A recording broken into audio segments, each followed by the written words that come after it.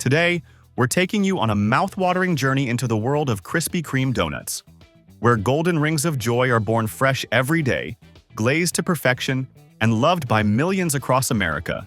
This brand is famous for its original glazed donut, which is so light and airy that it's often described as cloud-like.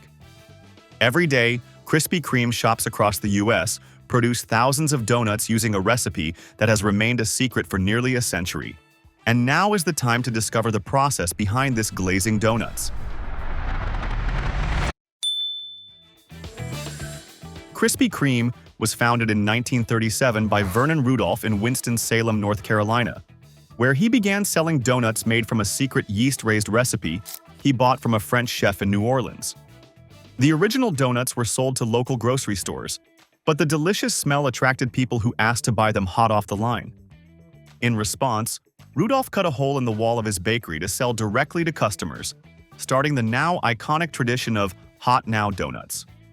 Throughout the 1940s and 1950s, Krispy Kreme expanded in the southeastern United States, becoming a beloved regional brand. By the 1970s, it had standardized its production process and introduced the signature green and red logo. The company saw explosive growth in the late 1990s and early 2000s, going public in 2000 and expanding globally. Today, Krispy Kreme is known worldwide for its original glazed donut, with stores in over 30 countries and a loyal following of donut lovers. The process begins with high-powered industrial mixers combining key ingredients such as flour, sugar, eggs, yeast, milk, and shortening. These ingredients are blended according to Krispy Kreme's original 1937 secret recipe, which has remained unchanged for nearly a century. The dough must be smooth, elastic, and perfectly hydrated to ensure consistency in texture and taste. One industrial mixer can prepare dough for over 10,000 donuts per batch. Once mixed, the dough is transferred to large containers where it's left to rest and rise in a climate-controlled proofing room.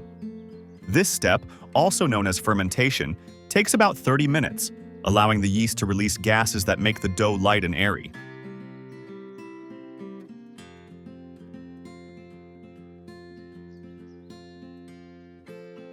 The room is kept at a specific temperature and humidity level to ensure ideal rising conditions. Krispy Kreme factories can go through over 5 tons of flour per week.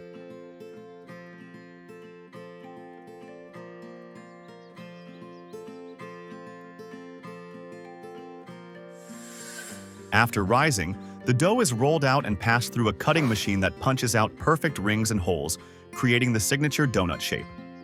Any leftover dough is collected, remixed, and used again to avoid waste. The consistency of size and thickness at this stage is crucial for even cooking. The shaping machines can produce up to 240 donuts every minute with near-perfect uniformity.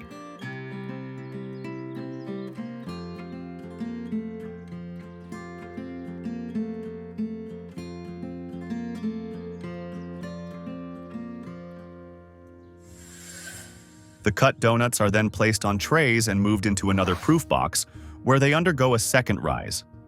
This rise typically lasts 15 to 20 minutes, helping the donuts puff up to their final shape and achieve their pillowy softness. The proofing box is carefully controlled to maintain warm and moist air, which keeps the dough from drying out. The proof box temperature is kept around 40 degrees Celsius, 104 degrees Fahrenheit, with 85% humidity for optimal yeast activity. Next, the donuts are loaded onto a conveyor belt and sent through a hot oil bath where they are fried at a precise temperature, about 375 degrees Fahrenheit, 190 degrees Celsius. They spend about 60 seconds on each side, automatically flipped halfway to ensure golden brown perfection. The timing, oil quality, and temperature are closely monitored to avoid overcooking. A single Krispy Kreme production line can fry over 5,000 donuts per hour.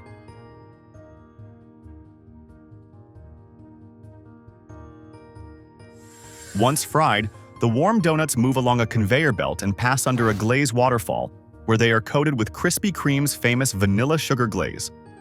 The glaze is heated to the perfect temperature so it spreads smoothly and evenly.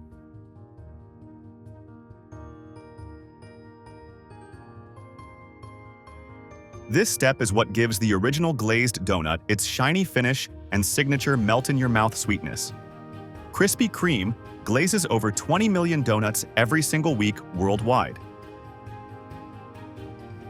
Freshly glazed donuts are allowed to cool on racks for a few minutes, while staff inspect them for appearance and consistency. Imperfect donuts, those that are misshapen, burnt, or undercooked, are set aside or used for other purposes. Quality control is essential because Krispy Kreme prides itself on delivering the same taste and texture in every location. Employees are trained to spot over 12 types of minor defects during visual inspection.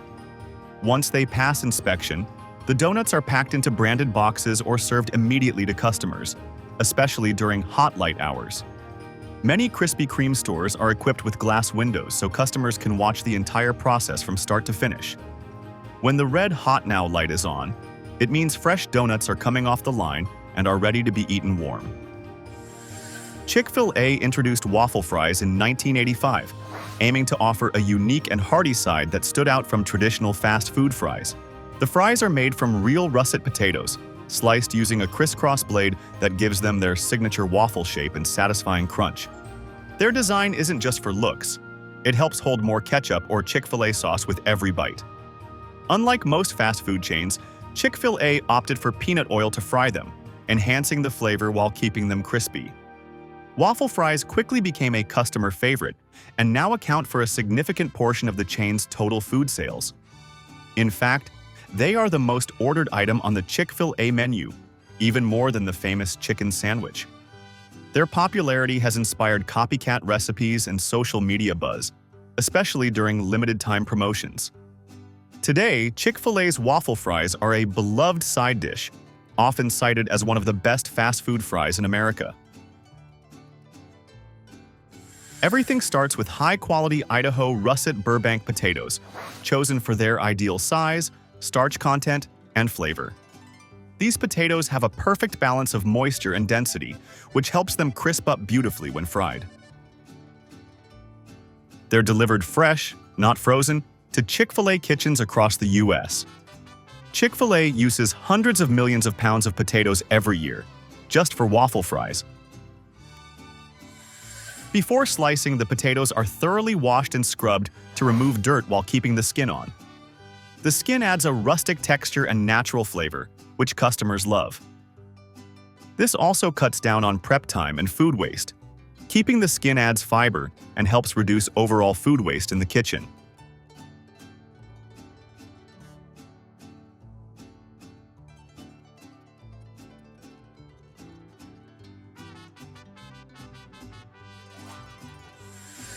Next, the clean potatoes are passed through a crinkle-cut slicer, which slices them in a unique crosshatch pattern by rotating the potato 90 degrees after each cut.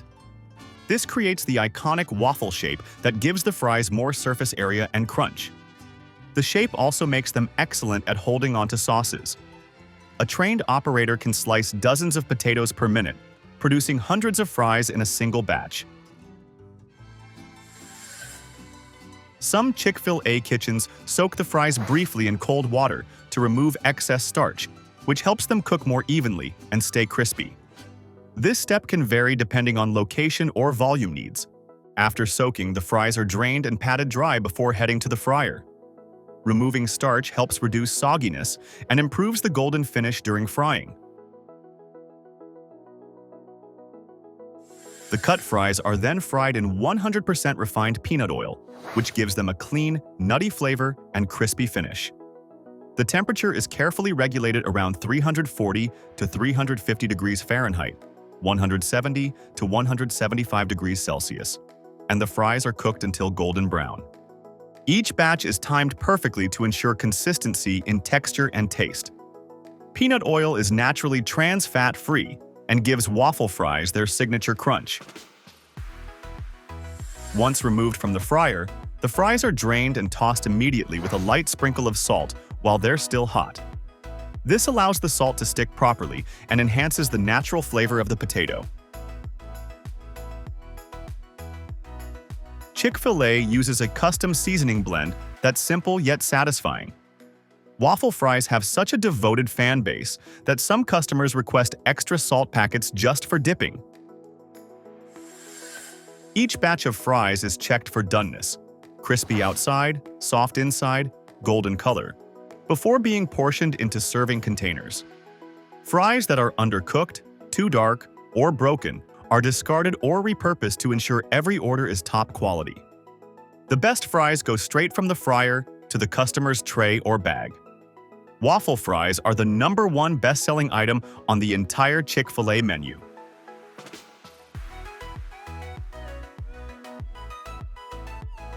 Babybel Cheese was first launched in 1952 in France by the Bel Group, a family-owned company with a history in dairy dating back to 1865. The goal was to create a fun, portable, and shelf-stable cheese snack that appealed to families and kids. In 1977, Mini Babybel, the smaller, individually wrapped version we know today, was introduced and quickly gained popularity across Europe and later worldwide. Each Mini Babybel is coated in red wax, making it easy to peel and giving it its signature look and playful appeal. The cheese inside is a semi-hard, mild Edam-style cheese, known for its creamy texture and light flavor. Its unique packaging, wax coating plus cellophane wrap plus net bag, helps preserve freshness without refrigeration for short periods. Over the years, Babybel has expanded to include other flavors like cheddar, Gouda, and light versions. Today, Babybel is sold in over 50 countries, with billions of units produced annually, making it one of the most recognizable cheese snacks in the world. The process begins with collecting high-quality, pasteurized cow's milk, mainly sourced from local dairy farms near Babybel production sites. Milk quality is essential for cheese flavor and texture, so it's rigorously tested before use. Babybel primarily uses milk that meets strict EU or USDA standards, depending on the country. It takes about 1 liter of milk to make just one Mini Babybel cheese. The milk is gently warmed and combined with natural enzymes and lactic acid bacteria, which help it coagulate into a thick, yogurt-like texture. This forms curds, solid, and whey, liquid, separating the milk's protein and fat from the water. This is the beginning of the cheese-forming process. The bacteria used also give Babybel its mild, tangy flavor.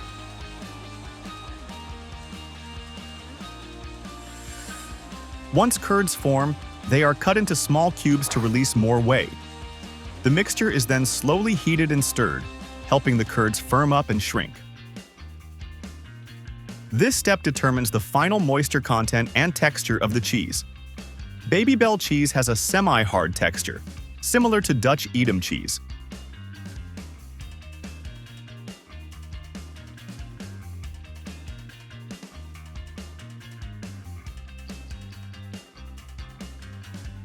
The curds are drained from the whey and placed into small, round molds.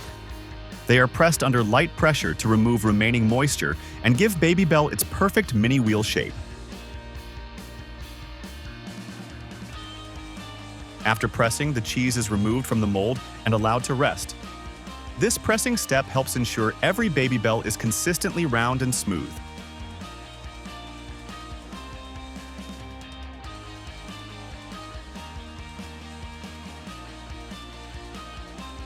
The cheese rounds are soaked in a saltwater brine solution for a few hours. This step enhances flavor and helps form a natural rind that protects the cheese during storage.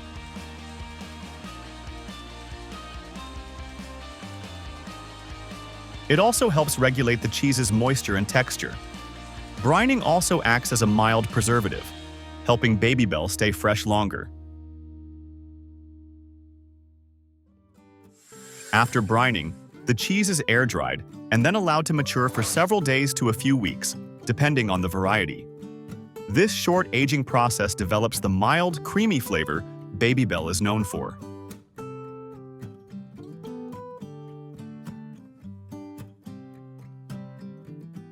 The environment is carefully controlled for temperature and humidity. Unlike aged cheeses, Babybel is designed to be mild and kid-friendly, so it's not matured for long.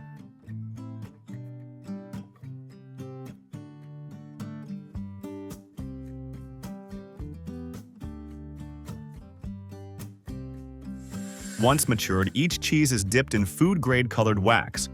usually red for original flavor, but green, purple, or yellow for other variants like light, Gouda, or cheddar. The wax locks in freshness and acts as a natural barrier against bacteria and air. After the wax cools and hardens, it's ready for final packaging. Babybel goes through over 2,000 tons of wax every year for global production.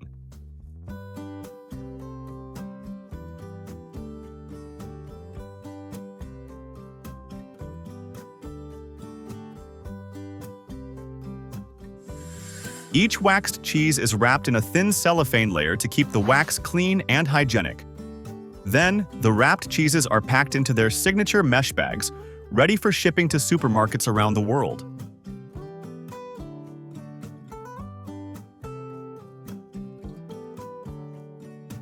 The packaging process is fully automated for speed and hygiene. Mini Babybel is sold in more than 50 countries and produces over 1.5 billion units per year.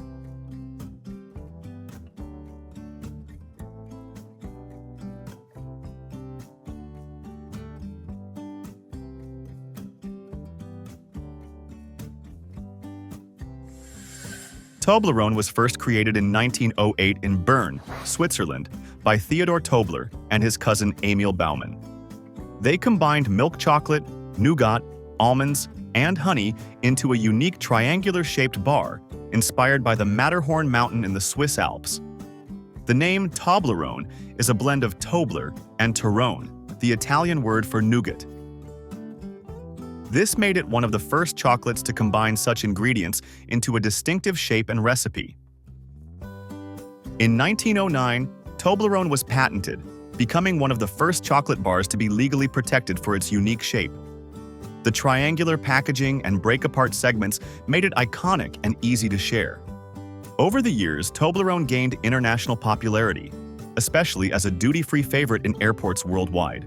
Today, it is owned by Mondelez International and sold in over 120 countries, still proudly Swiss-made and instantly recognizable for its flavor and pyramid-like silhouette. Toblerone begins with the finest ingredients: Swiss milk, cocoa, sugar, almond nougat, and honey. These are sourced from trusted suppliers with an emphasis on quality and sustainability. The honey and nougat give Toblerone its signature chewiness and sweetness, setting it apart from other chocolate bars. Toblerone was one of the first mass-market chocolates to combine honey and nougat into a bar.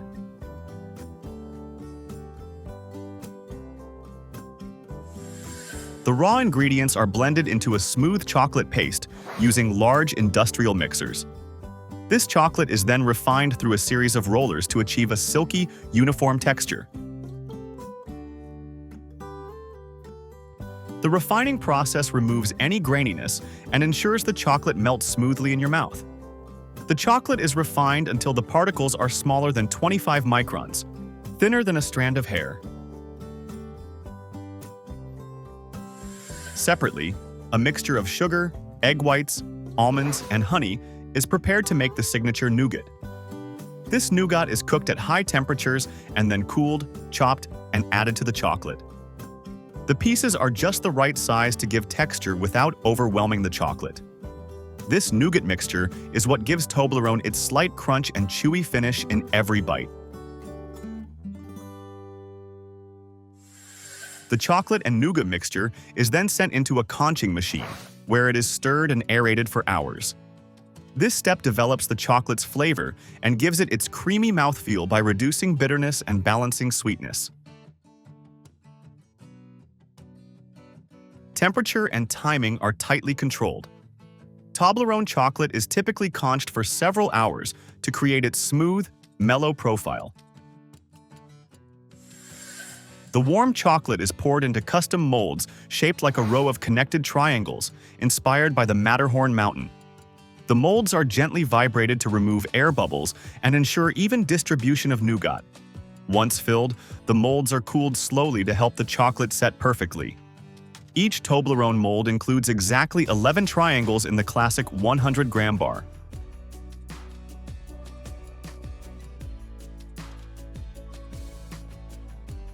After molding, The bars pass through a long cooling tunnel where they gradually harden and solidify. This step is crucial to prevent cracking and to create the glossy finish on the chocolate's surface.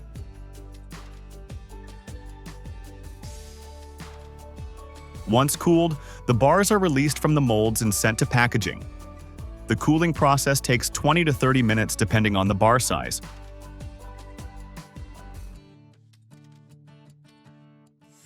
Before packaging, each Toblerone bar is checked for size, shape, and surface quality. Any bars with visible defects, cracks, air bubbles, or poor molding are removed and recycled back into the production process. Quality control ensures the iconic triangles are always uniform and intact.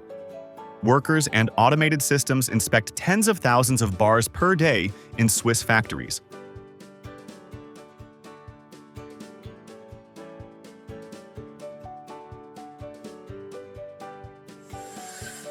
Each Toblerone bar is wrapped in foil or film and sealed inside its signature yellow or colored triangular box.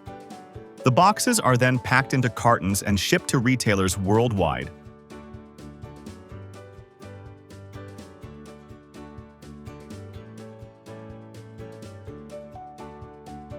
Special editions, like dark, white, or fruit and nut, follow the same process with slight ingredient variations. Toblerone is sold in over 120 countries, with millions of bars produced annually in Switzerland.